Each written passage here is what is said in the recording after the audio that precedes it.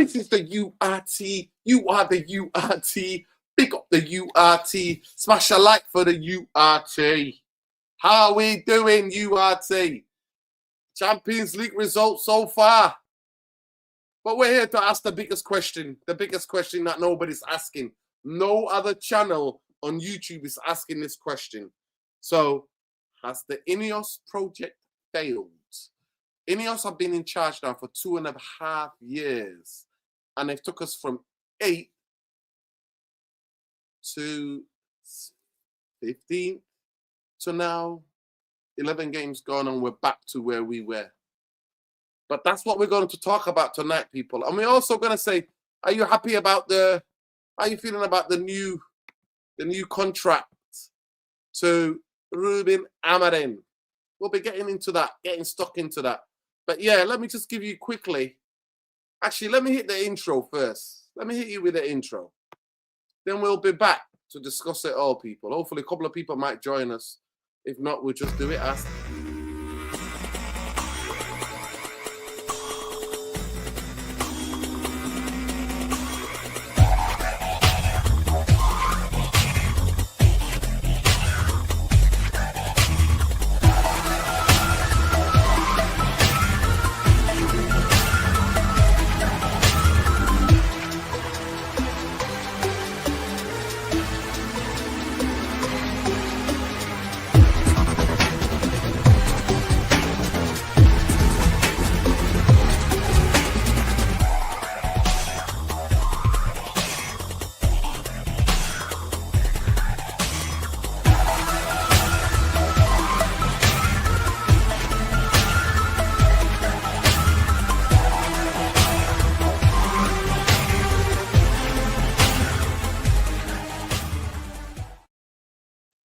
URT, who are we? URT. Big up the URT, big up the URT. Elga, let me know if you want to jump on, bro. I'll send you the link. Let me know if you want to jump on. Yes. Boom shakalaka, he says, Helgi. Helgi, I'll send you the link now if you want to jump on. Big up to you always. People, let's get cracking. I'm just going to give you the latest Champions League results. The Champions League results. The latest Champions League results, people. Hey, get away from there, you little shit. He's always trying to scratch the settee. Other places, man. What is he doing, the little rascal? Talking to Scozy, people. If you know who I'm talking to, I'm chatting to Scozy. Good boy, don't scratch there. Look, you've got a whole tower there. You can stretch. You can scratch. You know what I mean? Go on. Do it, you little shit. But anyway, people, how are we doing? Oh my God. Listen, let's just have a look at this here. Champions League, obviously. We're nowhere near it. And we're going to be talking about the reason why we're nowhere near it. But I just want to bring you the live scores, the latest live scores, people. The live scores. The live scores. The live scores.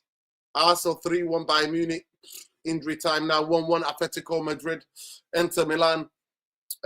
Frankfurt got absolutely smashed. Atlanta smashed them 3-0. This, I thought I'd never see this, you know. I'm telling you now. PSV of Eredivisie whacking Liverpool 4-1. Now, the players are honest slot out. I'm telling you, the players have lost the plot. Real Madrid close, actually, 4-3.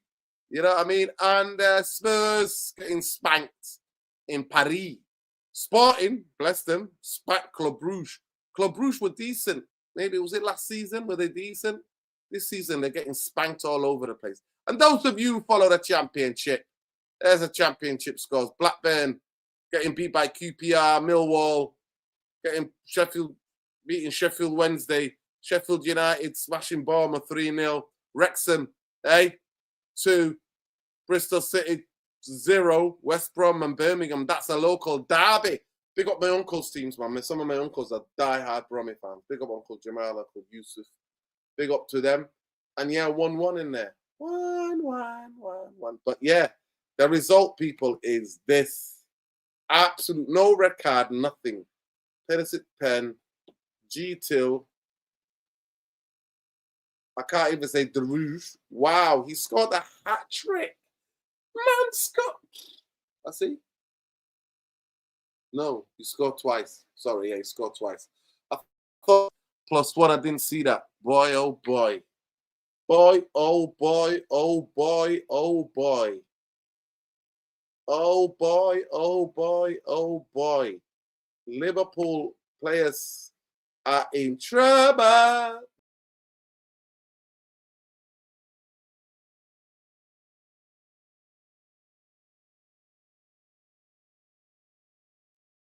There is trouble. Hey, what have I done? What have I done, people? What have I done? There we go. We're back. We're back with a bang, people. But yeah, Liverpool, incredible. I don't know what's going on.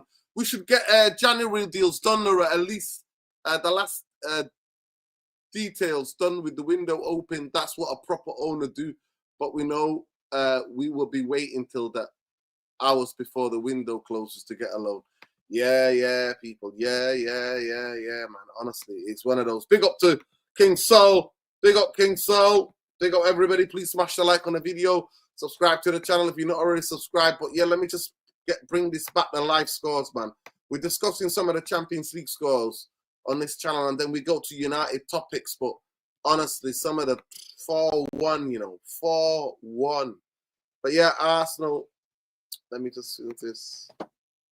Arsenal, 95 +1. Here we go. Inter Milan, Atletico Madrid. What Arsenal? That means Arsenal are going to top the group, the Champions League group, and then you get a bye in one of the rounds if you're the top team.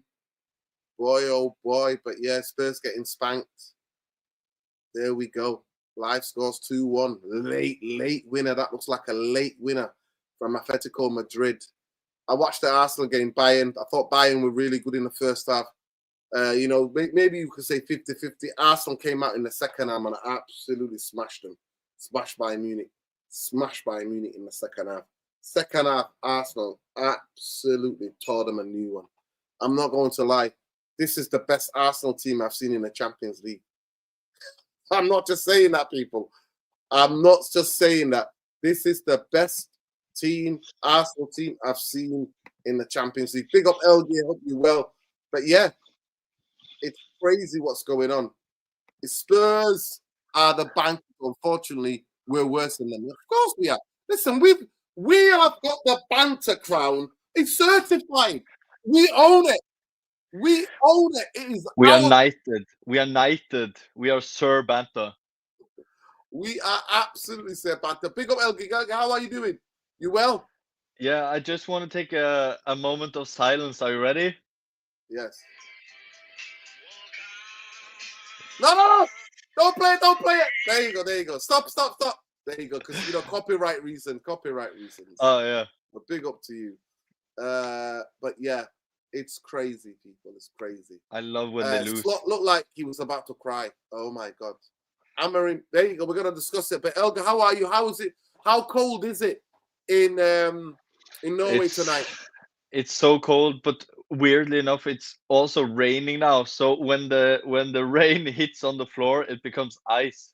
So it's crazy. So now it's like raining, but if you drive your car, it's like you're just sliding around. That is crazy. Arsenal full-time, Liverpool full-time, Atletico Madrid 7 minutes to play of Olympiacos. Olympiacos give a good fight to Real Madrid. Oh. Hey, full-time, that's full-time now. It's crazy. It's crazy with the PSG that Vitinha. I feel like he's scoring hat tricks like often, and he's like I think, I don't know about you, but I feel like he's the top 3 in the world at central midfield. He's crazy good. Like if he had like 1 assist and 1 goal each season, I would still put him in the top 3 just of how good he is. But he scores and assists all of the time. It's crazy. Yeah, big up for Saeed for the raid. Big up Saeed for the raid. Yeah, big up, people. Smash the like, people. Come in. There you go. You got your Champions League results. Let's take them up. Saeed has already told you. Helga, the question is simple tonight, and let's not mess about because I've got to get up early tomorrow. Question is simple. Ineos Glazer partnership failed? That's the question. I'm going to do it as a community poll. People start voting and please smash the likes on the video. I'll answer in 3 different languages. Sí, yes, or ja. Ja is yes in Norwegian. To be objective, can you make a case for them? Can you make a case for them why it's not failed?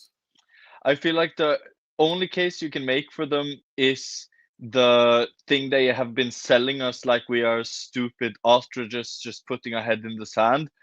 Everything they are saying is like, yeah, just wait 17 years and then we'll have our academy fixed and our stadium fixed, and everything they're saying is like 3, 5, 6, 7, 8 years in advance. Like they, if you listen at all the interviews they have said, everything is like they never talk about the now. Never talk about the now. They always talk about like 3, 5, 8 years ahead, and that annoys me because I get having a long-term vision, but as a business, like in any business, you have to have a short, mid, and long term. And I just feel like they skipped the first two and just have this long term. My biggest argument against them is also the what do you call it in England? Penny pinching. Yeah. Is that yeah? Yeah. Because they are like trying to penny pinch themselves to a Premier League title. I never heard so.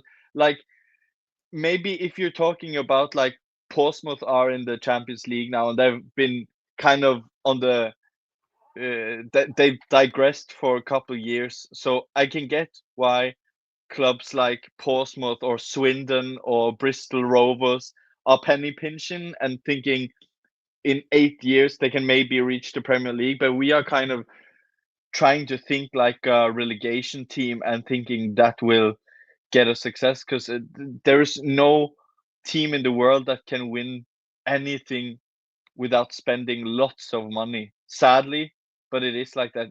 Maybe Leicester is the only team I can think of that has won anything with penny pinching. I mean, so to be fair, that has been a Glazer. That has always been the Glazer way. To be fair, yeah, but they have at least spent shitloads of money on the wrong players. But they have at least, like, you remember on the Van Gaal and Mourinho, and every time we were about to go outside, the top 4, like if Van Gaal ended on 5th, I think, then they just spend like shitloads of money to secure that.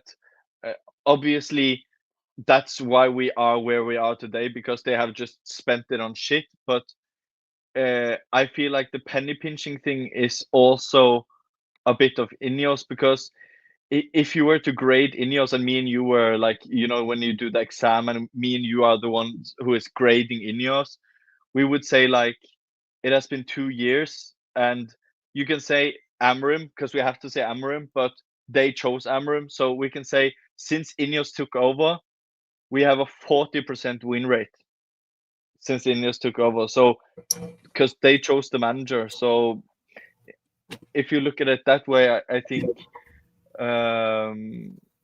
since Ineos took over, we have a 40% win rate. So you can say it's Amorim, and of course it's also Amorim, but they picked Amorim and they have invested with or without Amorim. So I think if you were to grade Ineos's 2 first years, they have sacked Ferguson, they have sacked staff, they have cut players things, they have cut lunches, and we have the worst win rate in history. So I think at least the 2 first years of Ineos has been very poor. But as they say all of the time, just wait 12 years and it will get better, I promise, when we get the new amazing stadium to get Coldplay to play on our stadium. So I think they're only promises, and they're like what you say, all talk, no action, I feel like. Because yes, I've liked some of their signings, but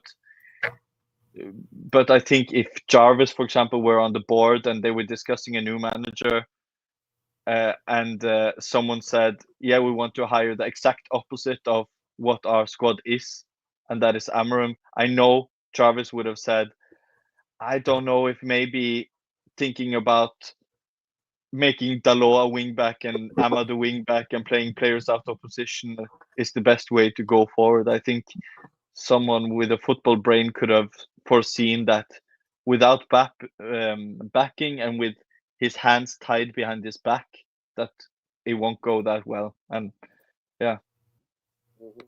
Big up Jarvis. Big up Jarvis. Big up, guys. Big up. Big up to you. I hope you're well. What's the weather like in Norway tonight? What's the weather like in Norway? No, it's good. It's good. It's getting warmer. So now it's I would say -1 or maybe 0. So yeah, can you hear that, people? It's getting warmer. It's -1. Yeah. Well, I have to say, in the weekend it was -15 already. -15. Wow. You know, so we were all freezing our asses off, but it's better now, and at least we get a little break from the intense cold. I just want to say, I hope everybody's okay. Big up Helge, and I see a lot of guys in the chat. Guys, remember to smash the like for Nureddin. By the way, Nureddin, I watched the show with Saeed earlier today. What a show! That was a brilliant show, guys, and you know, Marcel and all of that. Brilliant debate, and I love in a way Marcel, because he when he talks, you know, he tries to see the positives. He tries to find a solution. But I know, you know, we can't all dwell in the negativity. At least you had a good debate. But one thing, always. But one thing Marcel said that actually told me that he haven't thought everything through when he talked about signings, and he said after Ineos came in, Ineos signs the players, but before that, Man United has always signed player for the manager. But that's not true.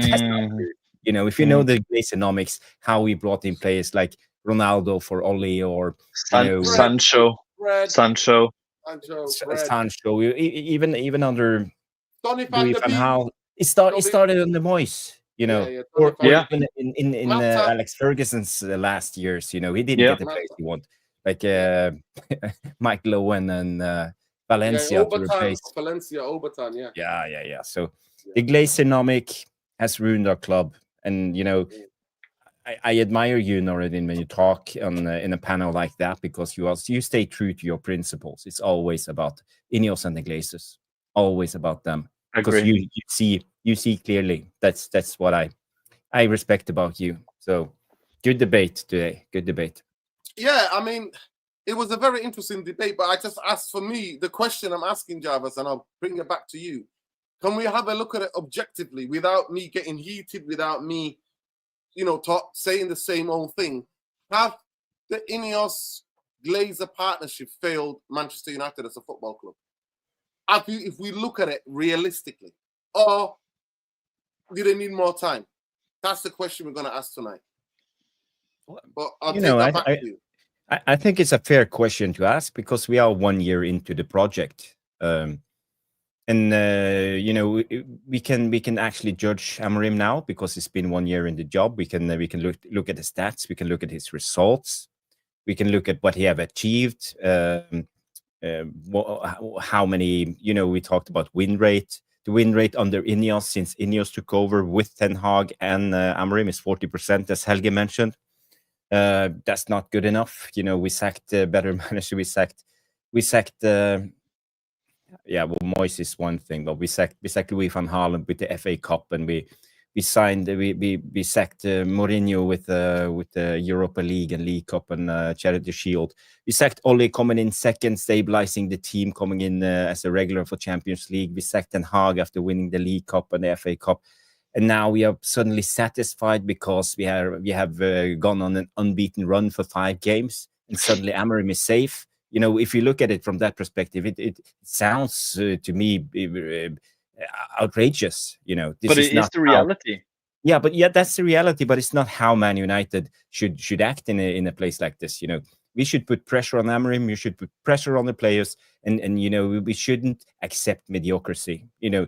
Losing against Everton with 10 men still pisses me off. You know, losing against Grimsby, tier 4 team in England. It pisses me off. Losing the Europa League final, it pisses me off. We are letting ourselves down, and we are accepting mediocrity. And this is made.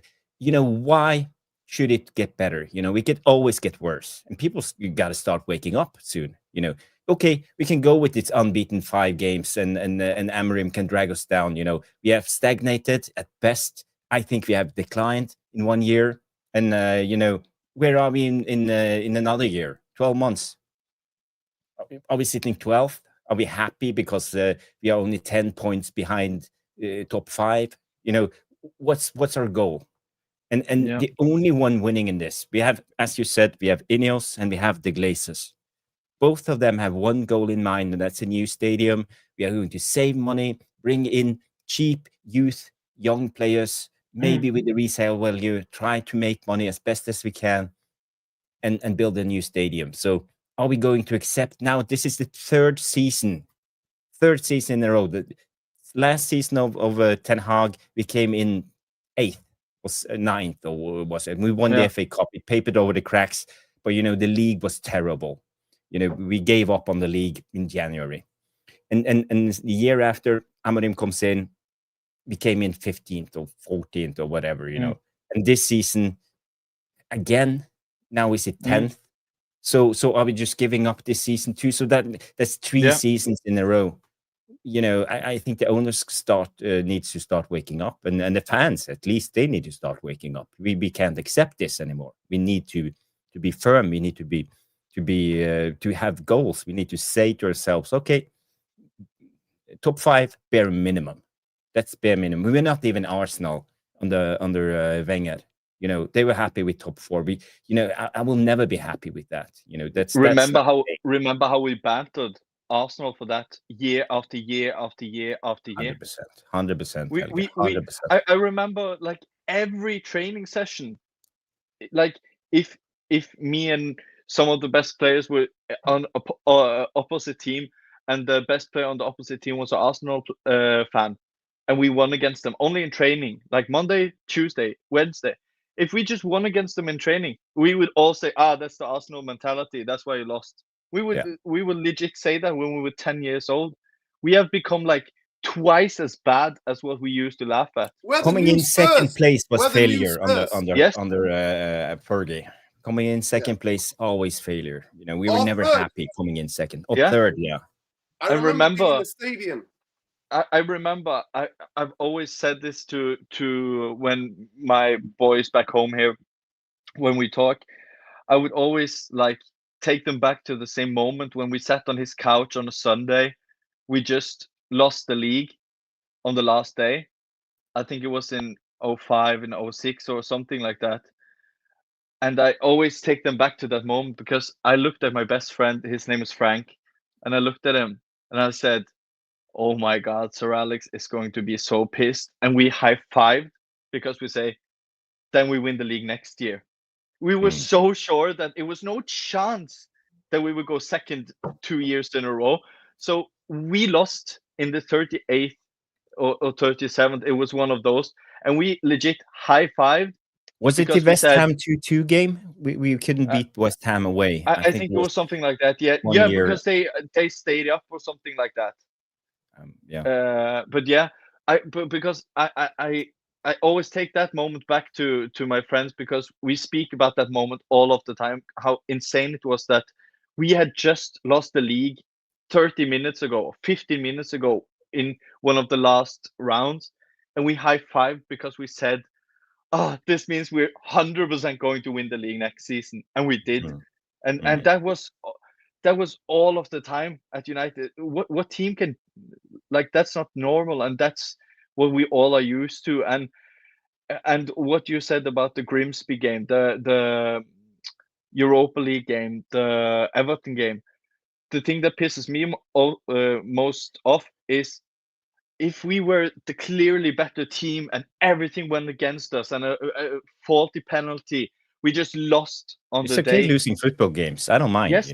That's not the issue. Yeah, but the way we lose certain games, like the Ole Gunnar Solskjaer, the famous Watford loss, or 7-0 against Liverpool, or we can bring out all the games from Ranić, you could just see. You remember the first half, Jarvis, against Palace? The first half of Ranić was some of the best football I've seen us play post Fergie. Those 45 we played minutes. for 45 minutes. 45 minutes. And after that, they just went, "Oh, that's so much running," and that's what's kind of frustrated me the most about all these past years is when we lose, it's the way we lose is not acceptable, because like you say, we can always lose. We can always have dips. United can suddenly become kind of a fourth place club sometimes, but never make me angry after a loss on our own players. That can't happen. That can't happen, because there are people who have died for this club. There are people who almost have stood up from death for this club. And to see them lose 7-0 against Liverpool, I almost cried that day, because I remember I looked at the players, and you remember the post after the game, and "Oh, sorry, we will bounce back." It's nothing to them. They go home in their Lamborghinis, kiss their girlfriend, and play Call of Duty. And the next day in training, they all gang, gang, gang, gang, and the music and it pisses me off so much. So that's what kind of annoys me the most is, I get clubs have cycles, but never disrespect yourself. That's what I can't accept. And the fans. Yeah, and the fans. The players are disrespecting us, Helge, at the moment, with the performances like this, Years and years and years and years. It's not enough to come out after a game and just say, "We'll bounce back," or "Oh no, this isn't good enough," or Shaw just scratching his beard while he looks disappointed. I don't care. Like, this has been happening for 8-10 years now. Listen, big up Luani. Luani, how you doing, man? Good. How is it all the way in New York State? How's it going over there? How's the weather? Very good. Weather is okay. A little rain, but it's not too cold out here. So how's the truck? Truck back on the road? Nope, not yet.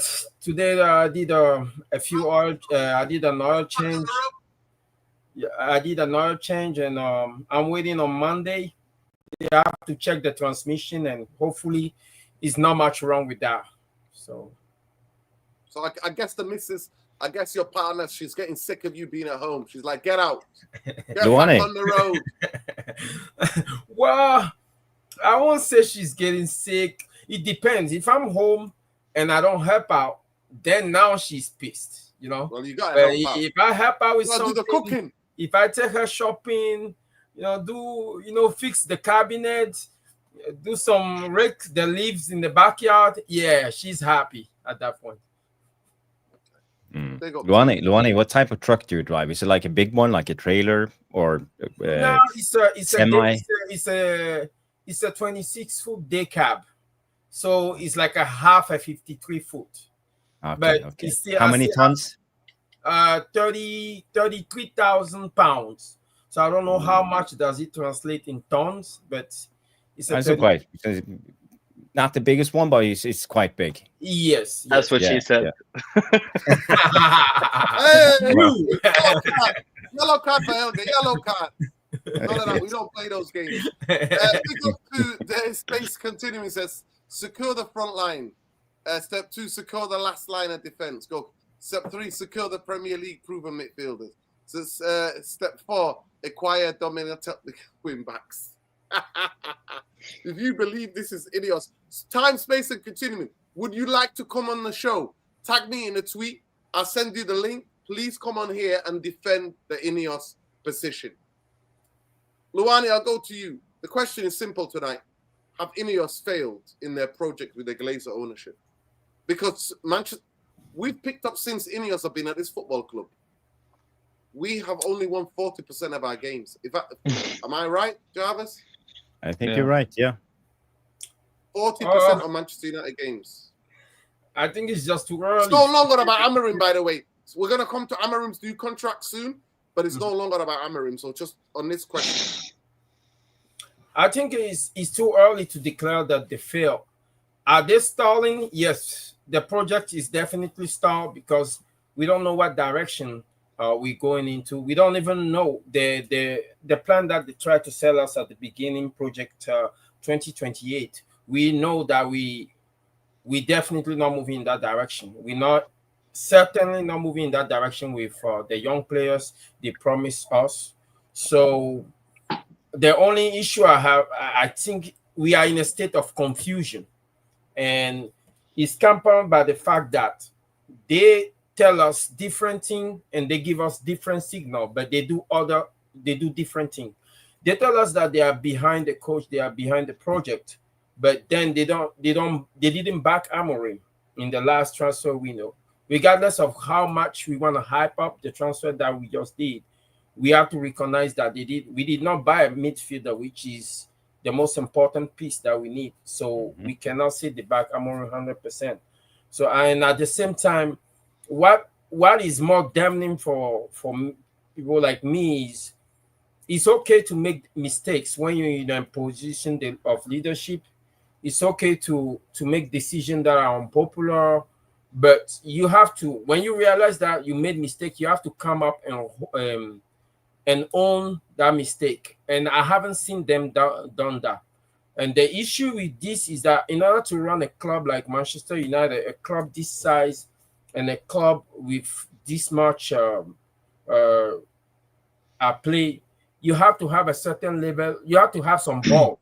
So I haven't seen them having the ball to make the right decision. When it came to selling Bruno, they made a PR decision instead of making a decision that go in the interest of the club. That was a mistake.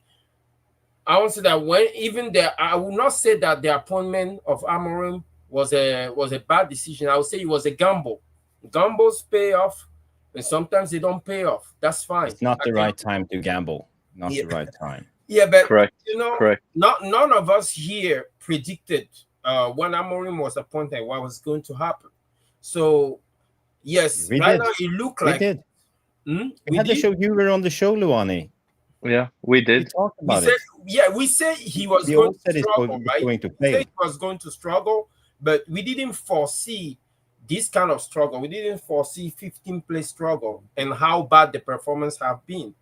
Now, Luani, let me just say this to you. We said from the day he stepped in, unless they clear out majority of the squad and bring in players who can play his system, we're going to be dog shite. And we were all proven right. We all spoke about it. But carry on. I even think, Luani, you said you were going to give.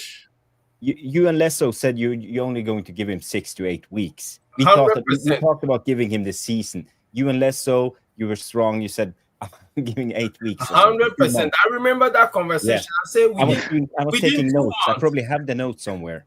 I remember very well. Me and Lesso said that he's got all of them. He's got all the receipts, Gavin. Bring out the receipts. I stand guilty here, okay? I did not deny that. What we said is if within 2 months we didn't see his system, then he have to go. But now we saw his system and we still want him to go because we don't like the system. So, I mean, it's not flip-flopping, but we get presented with new evidence and we don't like what we see. But what I'm saying about Ineos is that the fact that they don't own up to their decision is almost like now they are trying to hide behind Amorim. And instead of, I'd rather they come out and say, this is not acceptable. This is not the standard. We expect better. We're going to stand behind the coach, but we expect better. Instead of trying to sell us some PR, trying to sell us the fact that, the project will be fine. Stadium. Stay the course. It's almost as if now I look down on her as a con man. And it's not a good feeling to know that these are the people that are leading the club. So did they fail? No, it's a bit too early, but the project is not going in the right direction. Okay, I'm going to stay with you and I'm going to go around. What makes you, I'll come to you, Helga, and then we'll go to Jarvis, but quickly, Luani, what makes you have faith in the people that bought a coach, a young coach with a 30-year-old assistant from a 6th or 7th tier, I don't know what the Portuguese is it a 5th or 6th tier of European football, to come and manage Manchester United What makes you believe and have faith in them that they can get the next appointment right? Like I said, it was a gamble. So when you gamble, it's not Luani, gamble is like 50-50. You know, you might 50% you win, you might lose. You know what I mean? It's like in the final of Real Madrid and Bayern Munich, it's 50-50. We don't know who's going to win. It's 50-50. That's gambling with the football club, with a guy who's never been here, who's a young coach, and who if anybody kept an eye on him, how come I know? I've got 2 coaching patches. Yeah. Jarvis is my witness. I did a video about how he vacates the midfield. I broke it down, and we were like, no, he vacates the midfield. This is the thing, right? Then we'll go to Helga. This is the thing, right? You say it's not a gamble, that he will not have worked, but that's the benefit. There's certain things you don't gamble with. That's the benefit of hindsight, because I've seen a lot of coaches. People like me did not want to come to the Premier League from different leagues. No, the United fans said no. Did we know if Areola would have worked? No, we don't know. But he's working with him. Areola's got experience in the Premier League. Areola's got more experience, knows about the league, knows about the physicality, knows about all of the different elements of football that you need in the league. And Luani, let me explain something to you. Bournemouth is about 200,000 people city, right? And the most 300,000. If that. Their stadium is 15,000. That's not even half of the Stretford end. Let me repeat to you again. And he's making them punch above their weight, season in, season out. And you're comparing him to Amorim. Okay, so are you saying that the size of the club have anything to do with the success rate of a manager? Yes or no? That's what you're saying? Of course, you take anything into consideration. If Amorim was the other side, if Amorim was coaching Bournemouth and they were punching above their weight, while big football clubs with big fan bases were going down season in, season out, Premier League winning clubs were going down. Leicester's a bigger football club than Bournemouth. Facts. What are we talking about here? Bournemouth have 15,000 in their stadium. That's including their away fans. I've seen small managers go to big club and succeed, and the same way I've seen big managers go to small club and fail. It's not an exact science, So I just think we're just looking at it from a benefit of the hindsight. That's all. Yes, the chip stack against us. We've tried everything, Nuruddin. We've tried the experienced coach in Luis Van Gaal. We've tried the experienced coach in Jose, and it didn't work. So we have to go in a different direction. Amorim was not a bad fit at the time he was chosen. And if you remember around those times, never play with the back three. Yeah, but if you remember around those times, right? Yeah. When we were shopping for a coach, and the buzz on social media and online, Amorim was actually the front runner. He didn't come out of nowhere. Yeah, but that was when we thought he would get backed for the plan of the team, though. I don't know who thought he would be backed, Helge. No one thought he would be backed. We know through the years, and Ineos weren't any better, And for me, when it comes to Amorim, I think it was a poor appointment. There were other managers that was available, and we should have gone elsewhere.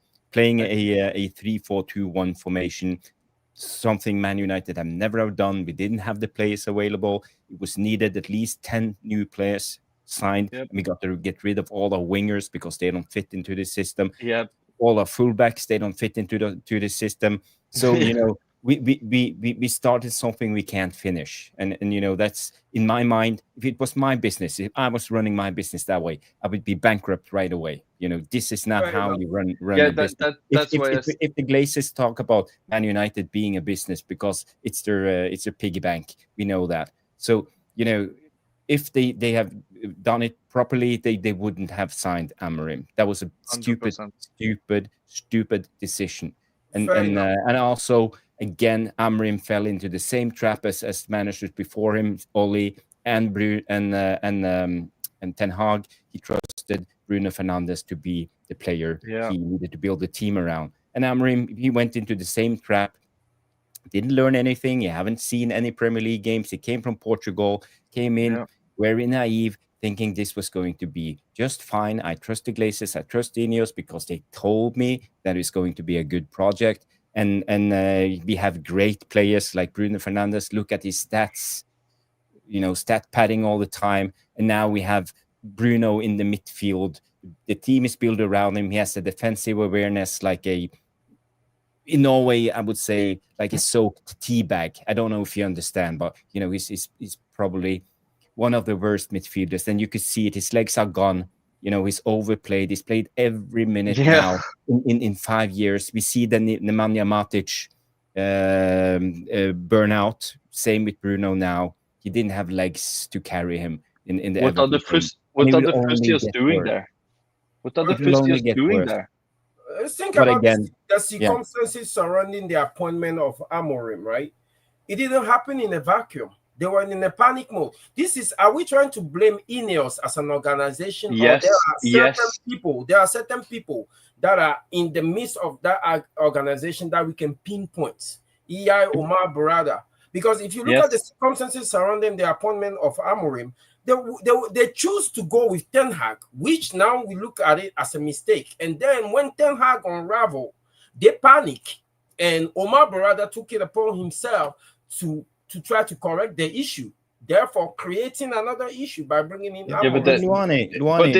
It's not like there's only one manager available in the whole world. And like Jarvis said, if we were running a business, or in this case, a football club, we could all see before he had this first training session, we knew, as Jarvis said, that's because I don't want to repeat what he said, but we had to sell all our wings, and he knew all our fullbacks couldn't play wingback. So kind of, I get that we had to correct the mistake or appoint a new manager, but like the point of Nuruddin as well with Iraola, the difference for me between them two, obviously the Premier League experience, but also if it was Areola in Sporting, I would be more optimistic before he came in, because I know he could go in and play players in the right position, at least, and kind of just go in and, like Jarvis said, it's not three at the back.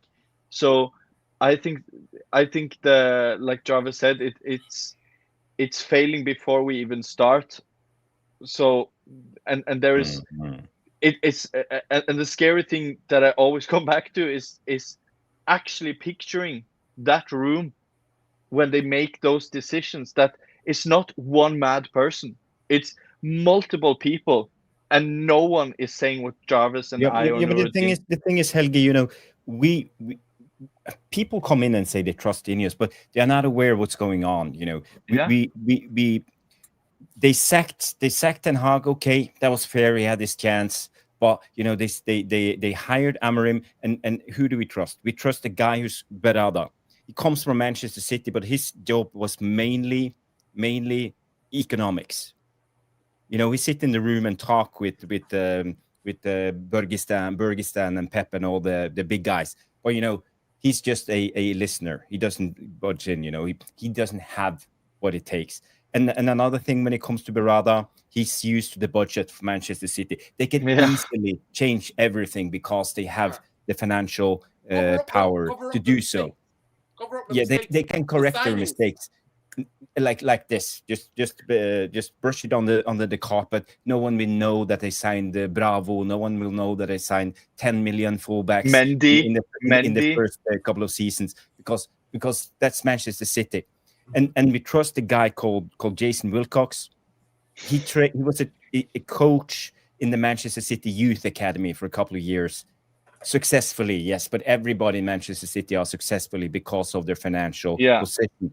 And people talk about his Southampton days. Southampton was relegated. All he did in the first 3 months when he had his job there was actually just selling players because they came from the Premier League to the Championship. So yes, no track record. We are trusting Jason Wilcox, and also I have to just mention one more guy, and it's Dodgy Dave. We all talked about Doji. This is not the fucking Tour de France. It's the Premier League. So how can he come in with any competence whatsoever? So these are the guys leading us, and we have, of course, it's a matter of chemistry. Blah, blah, blah. We all know who that guy is. Sir Jim Ratcliffe, a billionaire, with a silver spoon in his mouth. And it's all about the money. He does know the price of bread. When we get in the new stadium, they will sell and they will move on. Hopefully. But that will take at least 5 years, maybe 10. Can you imagine like Brailsford or someone like that, or Barada sitting in that meeting about Amorim and saying, "I don't think Dalot is good as a wingback." Like, no way they think of those things. They are so no competence at all. Like, far less than lower leagues in Norway. The people who sit on boards there, they have more clue than the people sitting in our club. And people always say, like, football fans online don't know and blah blah blah. They know better. Why are they at that job and not you then? And I would say, like, we like the worst of us or the best of us have consumed football 365 days every day of the week since we were about 10. Of course we know football better than them, but you can see a clear correlation between the clubs doing good in the world either have a lot of money, or they have very competent people, or both. That's, you can't go around that. There's no formula. You either PSG or Manchester City, or you are Brighton and competent football clubs. Exactly. There's no other like variable. Variation. Yeah, there's no. It's only those three. It's super rich, and well driven, or just very well driven. There is no other way to kind of success. No. I took a couple of notes while you were speaking, Jarvis. I'm not trying to make excuses for Ineos and their level of competence. What I'm trying to say is that I'm not going to ignore the chaos that surrounded the appointment, that preceded the appointment of Amorim. What is Ineos? Ineos essentially is an organization that came in with Jim Ratcliffe at his realm. We all talk about how Jim Ratcliffe was hands-on with his previous club in France, and we thought he would come and try to do the same thing for Manchester United. But their fans want us. Their fans want us. They've not won anything.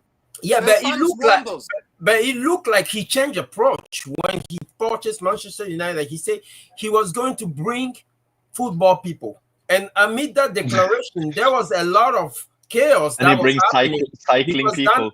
Dan Ashworth got fired, and when he had his hierarchy, there were people within that hierarchy that did not have defined role.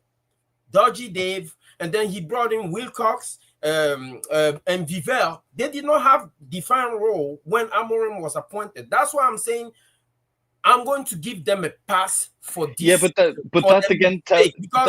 again tells me they can't. If I started at a startup business, like let's say it's a tech company, and if I go into a tech company and they don't already have defined roles, they just hire people, and I said, let's give it time. I would say, no, I'm going out the door. I'm starting at another job. That just for me screams incompetence when they just get in people and don't have clear roles or ideas for people. Like, this is Manchester United. This isn't. You get what I'm saying? I get what you're saying. That's crazy. Think about the circumstances of Jim Ratcliffe getting handed a certain percentage of the club and the football operation. Suddenly, he found himself with this massive operation, and he had to make appointment underneath him to run the show. But guess what? It's not suddenly, because the takeover takes like 1-2 years. He had all the time in the world to plan, so it's not like he just stumbled across Man United. He started bringing him. He made his appointment pretty quick. Omar Barada came in pretty quick. Jason Wilcox, Vivell came in. We still don't know the circumstances surrounding the firing of Dan Ashworth. That's why I'm saying that there was chaos on top. And that chaos is not necessarily coming from the fact that they were incompetent. The organization is still getting constituted. So Omar Barada made a decision. My genuine feeling is that they wanted to coast this whole thing with Erik ten Hag. And while they coasting, they will sort the top out and define everybody's role. But since Erik ten Hag imploded, they went into panic mode and said, you know what, we need to bring another coach. And Omar Barada overstepped.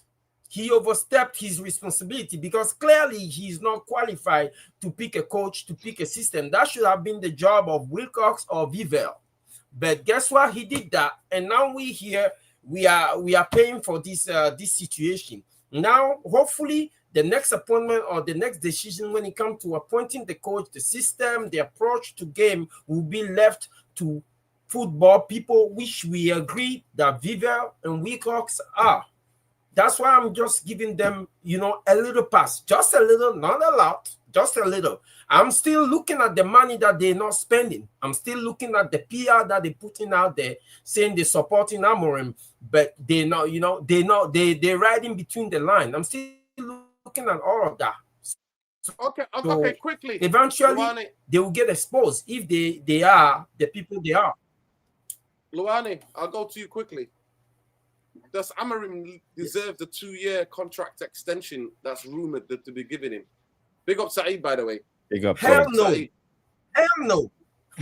Hell no. So why are you defending the people who are giving him the 2-year extension without backing him properly? That's why I'm saying that if he get this extension, that's when I have a problem with the organization. That means that not only they don't have the ball to make the right decision, but they're still standing by their mistake. It's nonsense. There have to be an assessment. That's what a big organization do. You do an assessment of everything that's done since you made your first mistake, and you rectify it. Simple. Could I just go back to what Jarvis, because I think something that Jarvis said almost in the beginning of the show is kind of the most important thing to talk about when we talk about this. He said, you said something along the lines of, like, what are we now accepting? 8th, 15th, 10th? I think that is the I just have the Norwegian standards. Our standards are dropping. Yeah, but I feel like that is when Nuruddin asked the question as well. The thing you said there is kind of what this is all about. Is kind of not, has Amorim done a good job? Has Ineos done a good job? Everything kind of boils down to what you said, is that what is acceptable and what is not. When do we put our foot down? Because I've been like I hate us sacking another manager, but like Jarvis said, but that means if I'm leading the club and saying, no, I don't want to sack another manager, that also then means I think this is acceptable, and last season was acceptable, and the season before was acceptable, and I do not think that. So I think what you said is kind of the core question: is this what we are now? Are we accepting this? Are we saying, okay, let's just give this another season and then maybe 10th, and then is this what we are now? And I think for everyone it should have been no, because this is 5 games unbeaten. Saves his job. 5 games unbeaten is like the pinnacle. And you're happy campers. Give him another year. We can't be that. We can't be that. Even if we had to almost, because I'm one of those people who hate sacking managers and think it's a new thing. But even if this was kind of our position, I would sack a new manager every 2 months, because we can't. There is certain things we can't just. We are Manchester United. We are not Everton. We are not Aston Villa. We can't drop to a certain level. For me, even if the manager has been there only 1 month, we can't be 15th. We can't be 10th and be like, oh, we have 5 games unbeaten, not 5 wins in a row even. games unbeaten. We can't be that club. We can't never, because I feel like players like George Best almost. We are dropping our standards 100%. We are. Yeah.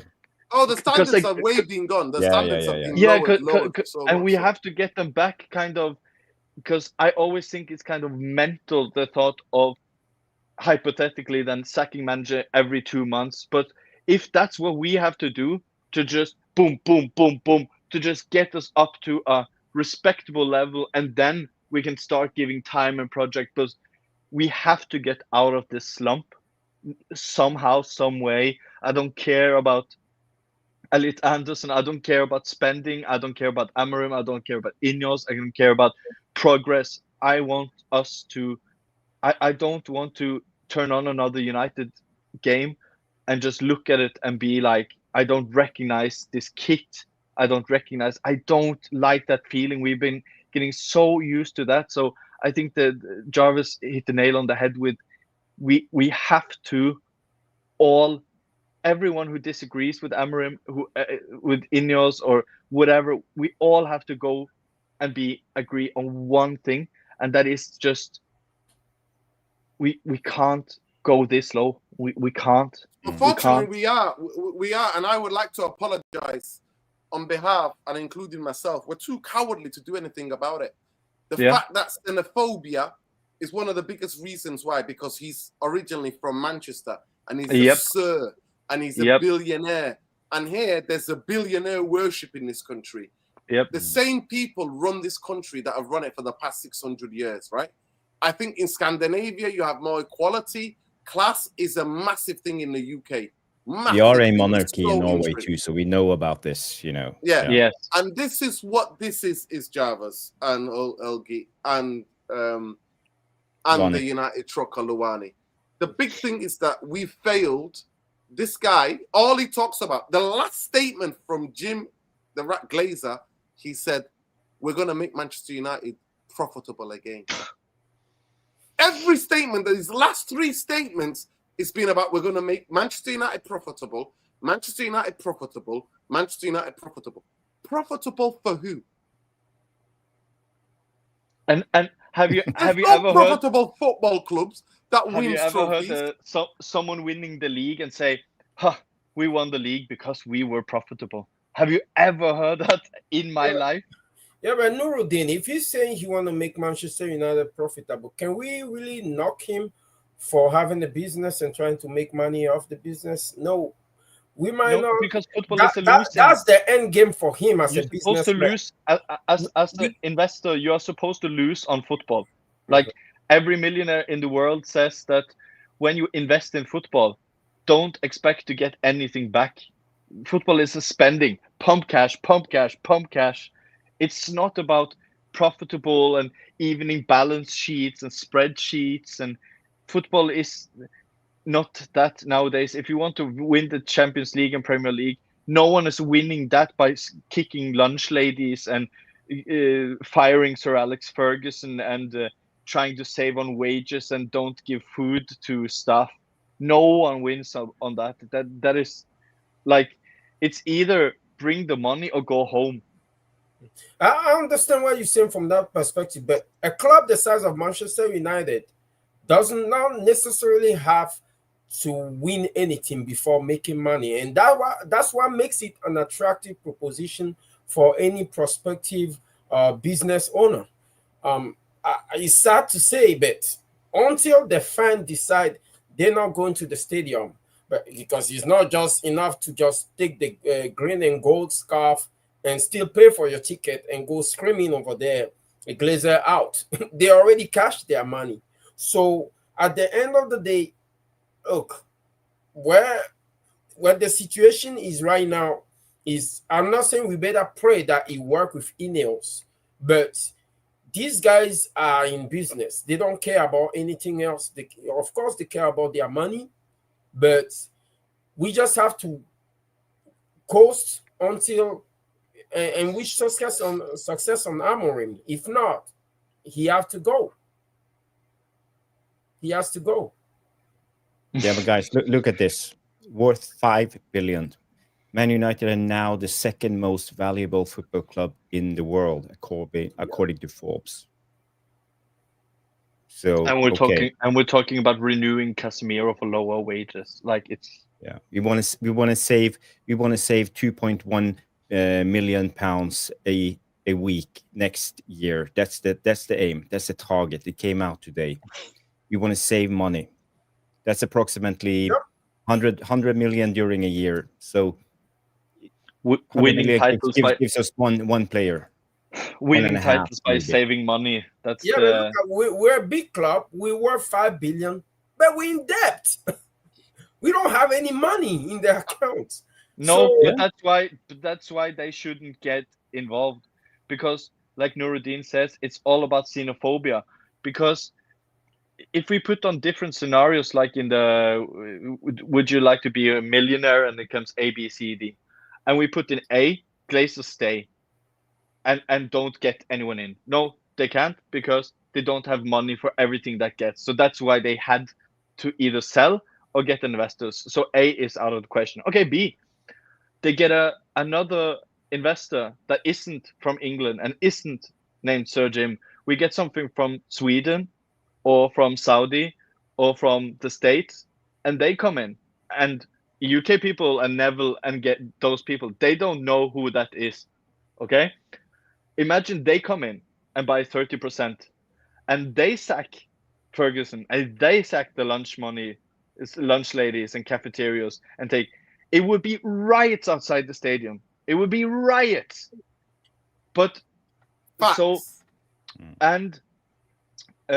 So if you if the Glazers kind of wrote a wish list before Christmas, the only thing that could save them is a British millionaire who controls the media and is friends with Gary Neville, that can sack everyone at the club and still get away with it. That's the only way they could stay without having riots again.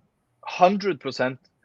And also, when you buy, and Jarvis knows this, if you buy or invest into a business, so if I invest 30% into something like they have, why would I spend my own money and my majority of money to something that goes to the Glazers and they profit more than me? That makes no sense. And Glazers don't want to spend any of their money. So it's kind of, we have two parties that for different reasons don't want to spend money and only want to save. And we have Ineos as a shield, because if you notice in the media, papers, everything, no one says the Glazers anymore. For 2 years, I haven't heard Glazers. It's Ineos, like they own the club now. They don't. They're a shield. They're the best thing that could have happened to Glazers. Like, it's the only thing. Because even if it was Sir Sven from Sweden, it would be riots. If someone from outside of UK came in and saved the Glazers and then sacked Ferguson and sacked everything. If you come from Sweden, USA, like Ineos is the best thing that could have happened and the only thing that could have happened to the Glazers. So I feel like that was the only scenario in the whole wild world where Glazers could stay and there would not be riots. So that's what I feel. I feel like it's the best thing that could have happened to them and the worst thing that could have happened to us.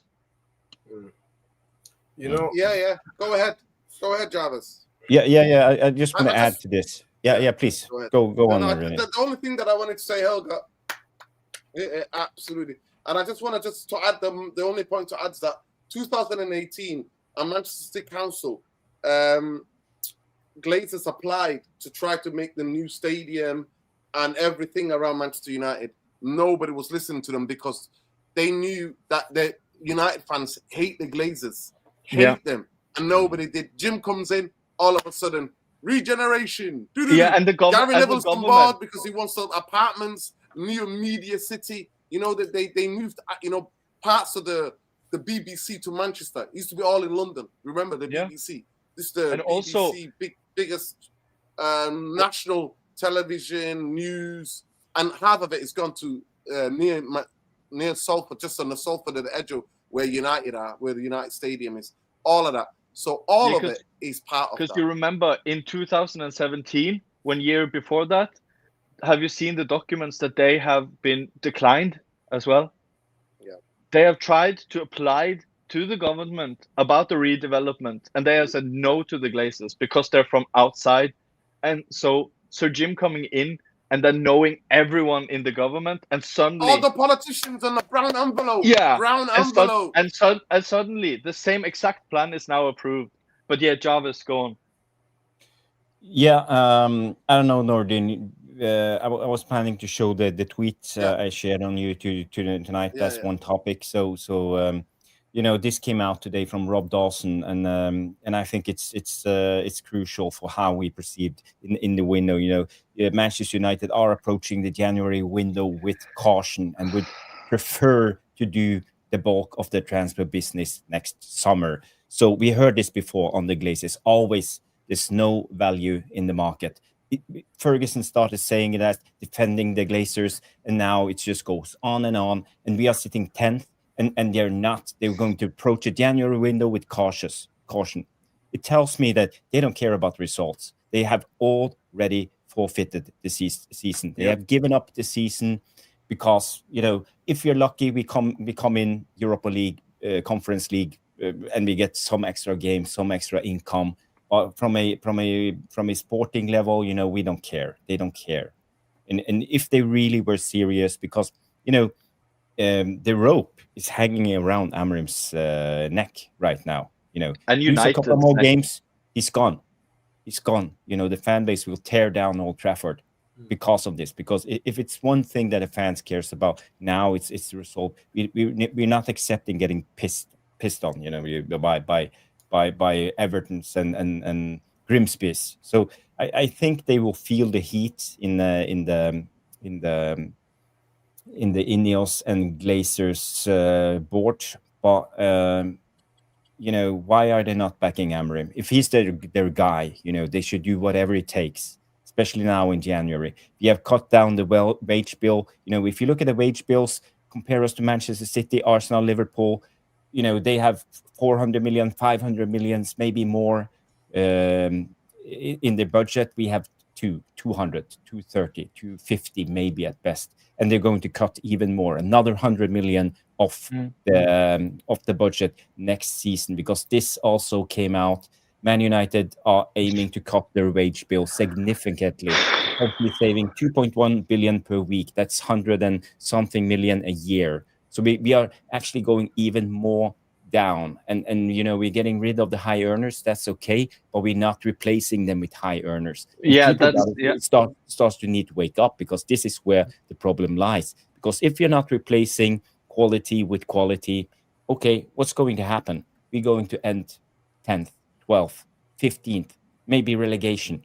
And you know, this is what we are accepting. We are gradually accepting things getting worse and accepting it. You know, you can't boil a frog if the pot is already boiling and throwing him in. He will jump out. But if you put him in the bowl and put the heat on, the gas on, he will die, because he will sit there until the water boils.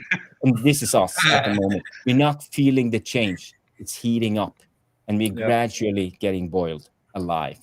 So that's just what I'm saying. Big up, Ben. I think you've made a comprehensive. The tweet that I just saw, for me, it doesn't necessarily mean that they are not, they don't care about the result or anything. That tweet could just mean that maybe they want to cut their losses. We don't know the conversation they had with Amorim at the beginning of the year when the first transfer window was complete. Mbomo and Cunha came in and all that. Maybe they sat with him and then they have a mandate. They say, hey, what is a realistic expectation for this year? Are we going to make top 6? Is that what we're expecting from you? And the agreement was there, like, hey, top 6 is our objective. Now, it looked like clearly they're looking at that objective will not be met. So they're reassessing the situation. And if they don't back him in January, that just means that they're ready to cut their loss. And come the end of the year, they'll have a decision to make. Why go spend money to back somebody? Even if you bring in a midfielder, even if that's what we want the club to do, recruit for the club instead of recruiting for the manager, that's fine. But at this point, it looked like they're going to wait to the end of the year. And depending on how things go, either they're going to get rid of Amorim, bring in somebody. And at that point, it's always good to have the input of the incoming coach with Wilcox and Viver as to who or the area that need to be addressed to improve the team. But should we just write off the season now then, in your opinion? Because that's it's not going to be based on the January that we write off the season. That is going to be based on Amorim. If Amorim decide with this group of players he cannot go further than 8, that's him writing up the season. That's not the Ineos writing up the season, because clearly we all agree that we are better. Then you're removing all responsibility from the owners then. Sorry? Like, they are not, the owners are there to help Amorim. So if you say, no, but if Amorim thinks we're getting 8, then we will get 8. Like, things are connected together. So it's not like, and I always think the back Amorim or back not Amorim, I'll say, getting, for example, what about backing the club? So like getting, for example, I like what you're saying when you say getting, for example, getting, for example, an Anderson. That's about backing United. Don't care about backing Amorim. Get good players in that can play with and without the system, kind of. If you get me. So you also know that when you go into a transfer market in January, it's pandemonium, and most of the club know that you need that position critically, so they're going to overprice. The transfer market during the summer is a more quiet and it's a more controlled environment. So what I'm thinking is, the way the owners are seeing it, you don't want, as an owner, to spend money on a project that you don't believe is going to succeed, even if the manager, especially if the manager is not doing so well. So I don't really blame them. I just think that Ineos should hire you as a spokesperson. You're doing a very good job. I'm talking from experience, from like what I would do, right? If I own a restaurant and I have somebody that's from a manager of the restaurant that's underperforming, I'm not just going to get up and just start injecting money in the project and hoping that he succeeds. Because from the beginning, I have set my standard. I have some parameters that we both agree on and say, hey, this is your staff, this is the ingredients you have, and this is the numbers we're trying to make. So if by the middle of the year you're not hitting those numbers, I can just come have a sit down with you and tell you, of course, there are extraordinary circumstances, right? If our team is decimated by injuries now and they're not looking to do anything in the transfer window, I will understand. But in the present case, we have more than recently, just recently, we have two injured. But even before that, we were not doing that well. So I'm not too sure if you justify them investing more money in the project. Okay. First of all, I just want to say that Jarvis and Helge have cooked tonight. Helge have absolutely cooked tonight in the absence of Ben. Big up, Ben. I hope you had a good training session of football. Hope that injury, you're not feeling it. No. You felt good training tonight. We can't wait to see more video of you tearing it up. In your team. You know what I mean? Showing Bruno and the rest how it's done. We're asking the question, have Ineos, the Glazer project, failed? So I'll let you answer that one. And then the second question is, how can you trust the people who've hired Amorim when we know that he's out of his depth and majority of us didn't really want him? How can we trust them to get the next coach right when they are clueless and then they're following the same Glazer playbook, never backing a coach when they get him? So take it away, Ben.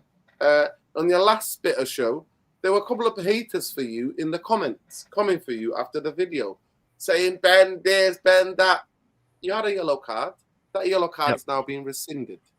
Yep. I've took the yellow card away. And yeah, I have seen the comments. Like I said, apologies if, like I said, I'll apologize again for that comment. But yeah, obviously I will learn to do better anyways, and obviously take that yellow card with, a slap in the face, you would say. No, you're being rescinded. I'm telling you. No, because they are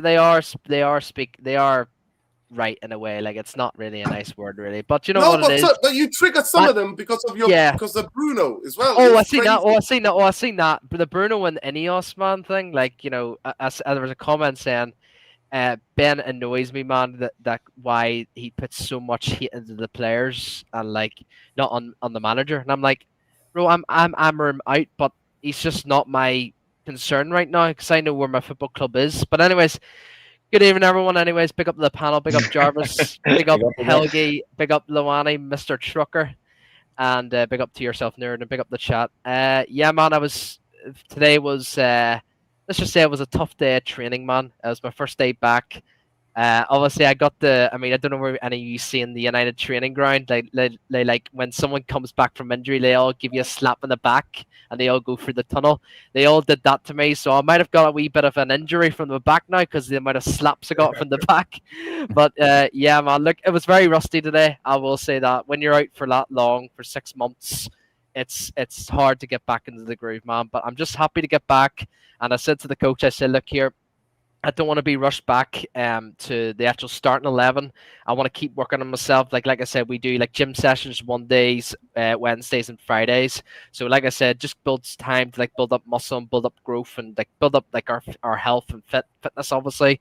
So like I said, look, I played all right today, but still rusty, like to say the least. Like, but I'll come. But anyways, with Ineos, bro, I think this is the, probably me and you, Nerd, and probably maybe most of the panel here are probably the worst people to answer this question, but we cannot trust Ineos at all, man. We can't with the next appointment because I think there could be one way I could probably somehow trust them, and that's just pay the debt. Pay the debt, man. We're £1.1 billion in debt. If they paid the debt right now, I'd give them a lot of like I get a lot of praise, and I probably would give them a second chance. But I'm done with them, bro. I'm done with them. Ever since Qatar moved away and pulled out of the deal, I was absolutely depressed as a United fan. I just wanted Qatar. I could see the vision in them. I think the only reason why Ineos are here is not because they want to bring Man United to the top. They want to just build this circus of a stadium and just go away. Like, because at the end of the day, Sir Jim's getting near enough. He's in his 80s now. He is getting to that stage now where he needs to think about his future as well. Like, wherever he needs to, once he builds this new stadium, he needs to maybe consider retiring and all that sort of stuff from work and like, all that sort of shit. But like I said, when it comes to the recruitment, man, like, I just don't understand why people give Ineos so much credit about the recruitment. Like, on paper, Lenny Euro, Mazarawi, Mbumo, Cunha, Xerxes, all these players, like Lamons, like all these players are all good signings on paper, but prove to me, show me that you're a good signing. Like, and right now, yes, on paper, half the reason why our players aren't performing is because of the manager. But as an individual, as a professional footballer, no matter how bad the manager is, you should be showing like your true qualities on the football pitch and performing and showing like the love for the badge. And we're not seeing that. Like, that Everton game was absolutely shocking. We've seen it with Grimsby. Heads drop. No one's like playing for the badge at all. And it's actually really, really concerning. I don't see any leaders. I told Jarvis this the other day in Luani. I don't see any leaders. I just see 11 individuals on the pitch just hoping who's going to get their wage at the end of the week and just take it from there. But I don't really blame, like I said, people, like, I get on to the players a lot, like, but the players aren't really the big issue right now. My issue right now is Ineos and it's the Glazers, and I'm at war with them right now. Like, it's not peaceful, it's not protest, it's not this shit. I'm at war with them. I want my club back, and the only way we're going to get our club back is it's sad to say we got one option. is we get relegated, which I don't think we ever will get relegated, but that's option one. Option two, which is my option, which I would love, I think keeping Ruben Amorim is the key of the puzzle here. Because if we're keeping Ruben Amorim and we know he's not good enough for the job, and he's constantly failing, he's not taking us anywhere, we're still finishing mid-table, it means people who are having a lot of faith in Ineos, they get on board with the likes of me, Jarvis, Nerd, and Helgi, Luani. You know, it gets people on board with us and say, look here, why are you not sacking Ruben Amorim? I'm going to get on board with you. We need to do something about this. We need to actually go after these owners and just for everything they've ever done. Because, like I said, if we sack Ruben Amorim, it's going to set us back so much as a football club. And it's not because of the manager. It's nothing to do with the manager. It's because they will gaslight you. They will somehow they'll just keep telling every United fan saying, oh, this is going to be okay, guys. We've sacked the manager. We're going to bring another manager in. It's a new chapter. It's a fresh start. You know, half the fan base is going to forget that the mistakes of Ineos made, the Glazers made. It happens every fucking time. I remember when Ruben Amorim got appointed, everyone was saying, oh my God, we've got a coach now. We've got a coach. And we forgot about what happened in Ten Hag years. We forgot about all them the years. You know, at the end of the day, this is the so right. Ben, This is the script. No. Hold on. Would you rather we keep the manager and yes. Ineos telling us he's going bad and Ineos telling us, hey, everything is gonna be okay? Yeah, absolutely. Yeah, that's because, worse. Yep. No. Because you know why? Because the more failure on, like, say for example the Ineos supporters, the more failure for their case, the more angry they get, because they then say, right, okay, I can't trust you as an owner anymore, considering, like, if they're thinking like the recruitment's been good, I need to turn on you. I need to turn on you and actually become an Ineos out fan. That's the only way we're going to get around it, Luani. It sucks. It sucks as a United fan saying this because I don't want failure at this club, but we need to do something. We need to do something now, man. Because bringing in an Eddie Howe, like, that's my guy. Two things on that. Number one, United fan will never riot because they love United too much. No, that's not true. That's not true. That's not true. Ineos and Radcliffe or Glazer will never leave because they love money too much. It won't. That's not true. That's not true. It's not impossible. It's not impossible. Hang on. Sorry, Helgi. Yeah, just to come back on that, like, you're already wrong about riots. There has been riots at Old Trafford. Like, remember back in 2005 when one of the Glazers passed away, bro. When the Glazers arrived at Old Trafford, Man United fans were blocking the entrance to Old Trafford, and the only reason why they got in with that nothing really happened is because of the police. But then yet again, it was planned so long ago. My dad said this protest or this riot was already planned in the books for years, and the Glazers knew about this. We just need to do something. I've not seen. Why did the riot stop? Why did the riot stop? I mean, because Sir Alex Ferguson came out and said, "Come on, guys." He protected them, though. This is why Fergie, Aloe. Exactly. Bingo. Yes. And we were winning. We were winning. So, like I said, in my opinion, sacking Ruben Amorim would paper over the fucking cracks for us fans right now, because everyone's gonna be thinking, oh yeah, we're gonna be bringing in a new manager, new style of play. We're gonna be back, man. No. These boys have been papering over the fucking cracks for 20 years, man. And I said, it's not impossible to get rid of them. It's just not impossible. Yes, they might love money. It's the biggest club in the world. But I'm sorry, it's not impossible, because Sheffield Wednesday have done it. Ajax have done it. AC Milan have done it. Man City have done it when they were in their old stadium. It can happen. But we're just, do you know what it is? It's just that, Ben, what crack are you talking about? We've been in the gulag for 10 years, 1.5 billion in debt. That's not a crack. That's like a crevasse. It's more than 10 years. It's more than 10 years, and we just need to keep doing this. We just need to keep feeling till it gets to a point that every fucking, because I guaranteed you, if Ineos didn't come in to the club and it was still Glazers, this would be a different scenario right now because everyone always hated we just talked about that. The only reason why the fan base is so split is because these fools came in and everyone got too giddy with Omar Barada, with Jason Wilcox, with Dan Ashworth. Everyone got giddy because we wanted a structure.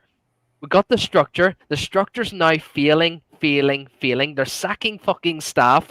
500 employees of staff. Ticket prices are going up. What more do we need to do? You know, what more can we, like, you know, at the end of the day, this is why, as a fan, I hate saying it. Sorry, Ben, you missed it. Holger broke it down. If Jim was another guy from the US, Scandinavia, or Middle East, there would have been riots.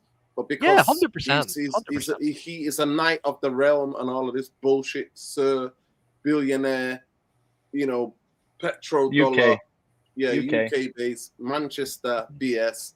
That's why. How many times did he's got the politicians? He's got the politician and the media on lock, and Gary Neville is doing interviews with him. But people, honestly, I'm gonna get the last word from you. So, Luani, last word from you. Big up to you. Appreciate you, even though I fundamentally disagree with you, but I appreciate you still. And it's always love. I'm gonna put it down to your arguments tonight. It's because you've not been on the road. You've not been driving around the fresh air of, you know. Okay, let me sum up where I come from, right? You look like you look like you're a bit concussed from the heating, you know, the internal heating. Let me sum up where I'm coming from tonight, okay? We are criticizing Ineos because, according to us, they made a deal with the devil, no pun intended, which is the Glazers. You know what the Glazers are. So if we criticizing them because they make a deal with the devil, so by extension, that means that Sir Alex Ferguson make a deal with the devil. The ex-players today that are recording deals, building hotels, and shoving the hand of their hand in the United pie also are making the deal with the devil. The match-going fans that are also buying tickets, as well as the season ticket holders that are not canceling their ticket. Anybody that's watching United that's not canceling their subscription, even to a certain extent, anybody that's creating content on Manchester United is also making a deal with the devil. Because no, we're not. Because even though we're talking, but you know what it is. You know what it is. Let me elaborate, right? Let me elaborate, right? The reason, the way this guy get their sponsors and everything is because of their engagement, and they're getting the sponsors. The stadium is getting filled up every time. The season ticket holders are still renewing every time. The money is going into their pocket. There is no incentive for them to leave, right? We are worth 5 billion right now. We are 1.5 billion in debt. And as long as the club is posting record profit, they will not leave. The only thing we can pray for is that hopefully we get to a point where nobody want to borrow us money anymore because the debts are overflowing and the interest rate that those debts are generating is high enough to overshadow the operating costs. That's the only time the Glazers will go. Can I? Big up Luani. Go ahead, You're missing the point. The one glaring fault about everything you're saying there is you have people from Japan, United. You are kind of blaming, or not blaming, but that players that we don't empty the stadium. Basically, we are buying merchandise. But United is such a global club. It's such a global club that the problem is, imagine if you're from Japan, so you're buying a game, you're saving your whole year, you're working your whole year for you and your son who is 6 years old. You're saving for 12 months, then you're booking a ticket 8 months ahead, and then some people in the UK say, hey, let's demonstrate against the Glazers. Do you think that dude from Japan who has worked a whole year telling his son for 8 months will say, "Oh yeah, but this is bigger than us"? That's why your argument is kind of null and void, because it's not that easy. You know why? Because those fans from Japan are not the one screaming in the stadium when we get penned by 11 men. They're top red, and the loyal fans still singing their lungs out, clapping out the players. That's the standard is getting dropped. The thing is, though, actually, we have remember when the Super League was about to get announced? He's got a case there. Luani's got a case there. Go ahead, Ben. Last point. Do you remember? Do you remember the Super League was getting announced, and every stadium was getting protested by all the big clubs?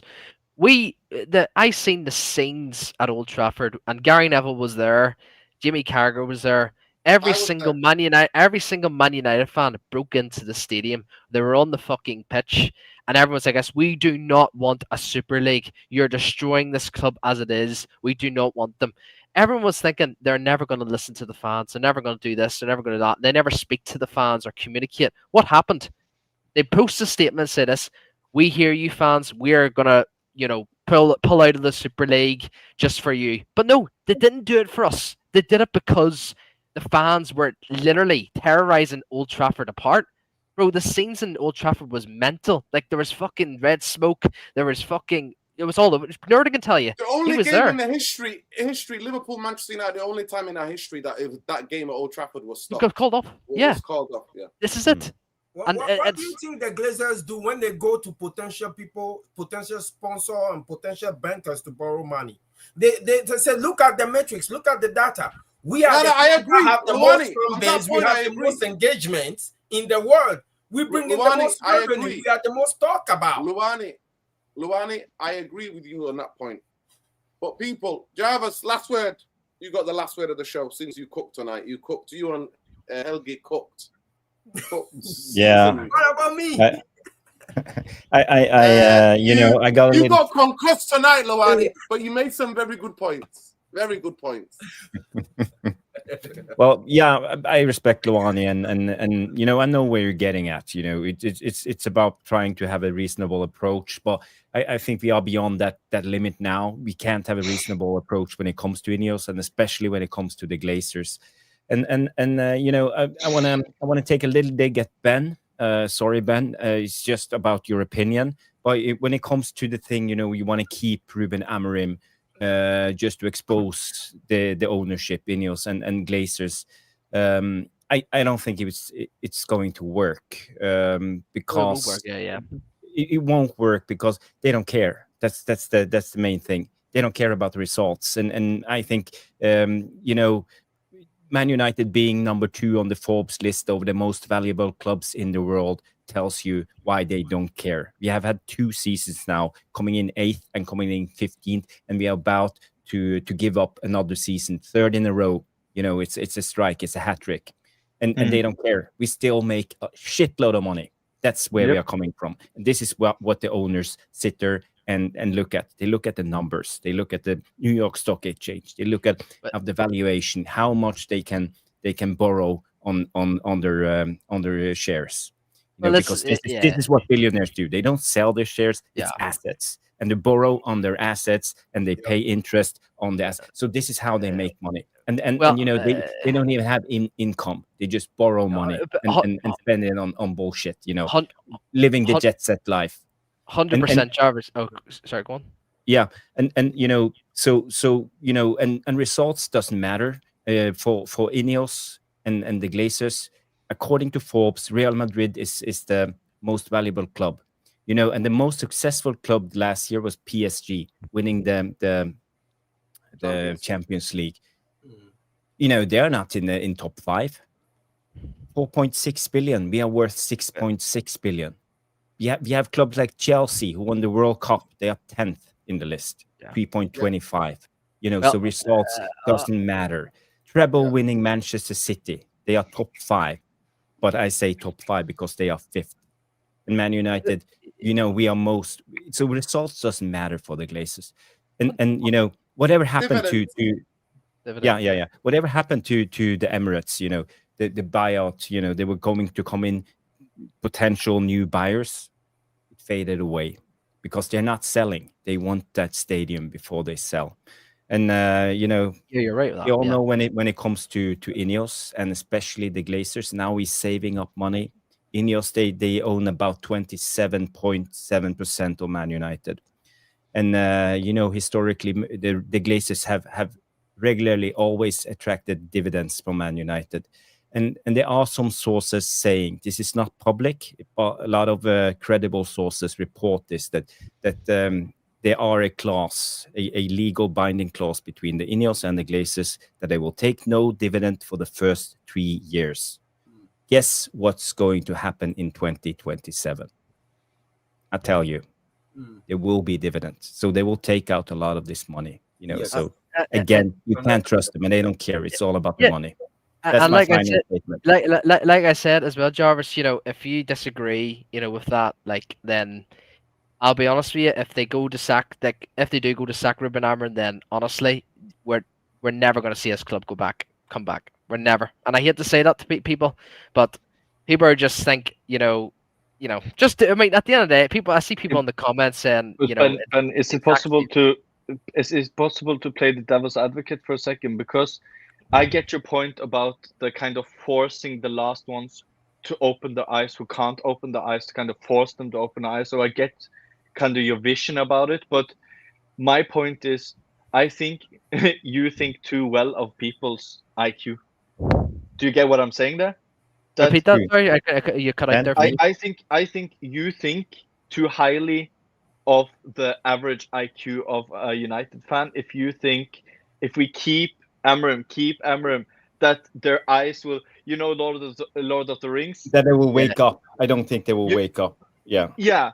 Lord you're of the probably Rings. right. And this is Lord of the Rings with the eye. Yeah. The eye will never come to Ineos because, like you have seen, it's Amorim, and the eye will go to Amorim. So if you keep, let's say, exaggerate things, keep in 2 years, and we end 15 to 2 years, it will be Amorim. But if we fire him, get in a new manager, and he does as well as shit or ish shit, then the eyes will turn to the players, and then they will do something and buy, and then it will come to the Ineos. So I think actually the opposite of what you're saying, that if we give them what they want to sack Amorim, and we get Iraola or we get Glasner, and he does shit as well, then their eyes will kind of turn. I think maybe. Yeah, at the end of the day, freaking, this is just what the fan base is, and this is why I keep saying we bantered Arsenal fans, we bantered Spurs the entire time of these 20 years, and we just kept bantering them, saying you were the banter club. No, it was us the entire time. We were just gaslighted by all these fucking fools.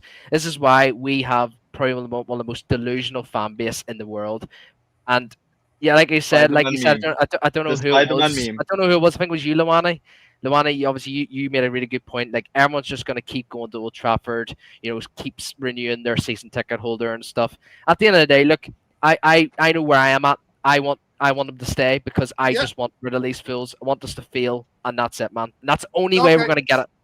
All right, and big up everybody. Shout out Jarvis. Shout out Jarvis's T-shirt for today. Shout out. Can you stand up? What? Look at you Star Wars. You Star Wars fan. I love Star Wars. I have a Stormtrooper tattoo. Wow. Wow. Love Star Wars. Love Star Wars. 100%. Listen, big up to everybody. Make sure you check out Jarvis, BOLE77 of X. Make sure you check out the Tactical Devils channel. They're making them incredible content, people. So the least we need to get that channel into 5K. So let's do that. Big up Helgi. I can never say Don Corleone. I can never say that properly. If they can't read it, it's okay. Yeah, big up to him. Big up to Ben Elmore39 on X and Elmore20 on Twitch and TikTok. And United Trucker, Luani tonight he came on here a bit concussed, but we forgive him because he's not been on the road to get some Come fresh on, air. Ruben. Come on, Ruben. I'm joking. You made some fantastic points. This fight is on you and those who live in Manchester. 100%. And we're too cowardly. I already admit it. We're too cowardly. And it's only. Imagine your friends, people you know are getting fired. Down to, the rest of them are bootlickers. The rest of them are bootlickers, super middle class bootlickers. The game is no longer a working class game; it's a middle class game now. That's what you have to realize. Yes. But yeah, people, please, thank you to everybody who subscribed and who liked the video. We still need to get enough likes. Time, space, and continuing. Are you on X? Do you want to come on the channel? I would like to debate you and your point of view on the faith that you have with Ineos and the Glazers and a new football structure. I genuinely would. We're not calling you anything. You're happy to come on and make your point. So big up to you. I hope you can. Take care. If not, big up to everybody. Yeah, but make sure, people, you check out Tactical Devils, the YouTube channel. Make sure you check out Ben Elmore 20 on Twitch and on TikTok. United Trucker will be here. Helga will be here. You only see Helga on Tactical Devils, Luani on Tactical Devils, Ben on Tactical Devils. You won't see them anywhere else. So love to everybody. Free Palestine, free the Congo, free Lebanon, free Sudan, free everywhere where people are oppressed. Solidarity and love with all the indigenous people in different parts of the world. And F the military machine, the Zionist entity, F everything that they stand for, F the colonizers and the imperialists. And free everybody, and everybody's welcome in here. Always a pleasure. Regardless of gender, regardless of orientation, regardless of ethnicity, religion, color, race, whatever you want to call it. Everybody's welcome as long as you keep it respectful. But peace, love, and light, people. Please look after each other. I've got to get up early tomorrow morning. Yep. I've got to get me into that bed. So take care, everybody. Big up, fantastic show. Really appreciate you guys for jumping on. Love and light, people. Take care. Jarvis, let them know you're live tomorrow, yeah? Yes, you and I will be live 9 p.m. On the Tactical Devils. We will do the preview of the Crystal Palace game, and we will look at Oliver Glasner's tactics. So if you like the tactical board, and Stu and I will go through it and check out what Glasner is cooking. So guys, join us. If you guys are still live around 10, because I'm coming back from my friends, a musician is having an album launch. Jump on. He's got an album launch. If I come back and he's still live, I'll jump on. But yeah, big up and love everybody. Please make sure you check them all out. Check the people out. Bowley, 77, Helga, Don Corleone. Is that from the film? From the films? You know That's the birthplace of Del Piero. It's a small little village in Italy. Conegliano. Collegiano. Wow. Don Collegiano. Del Piero. Elmo 39 on X, Elmo 20 on Twitch, at Luani 1979. I hope you get back on the road, brother. Take care, people. Love and light. Hey, big up. Thank you.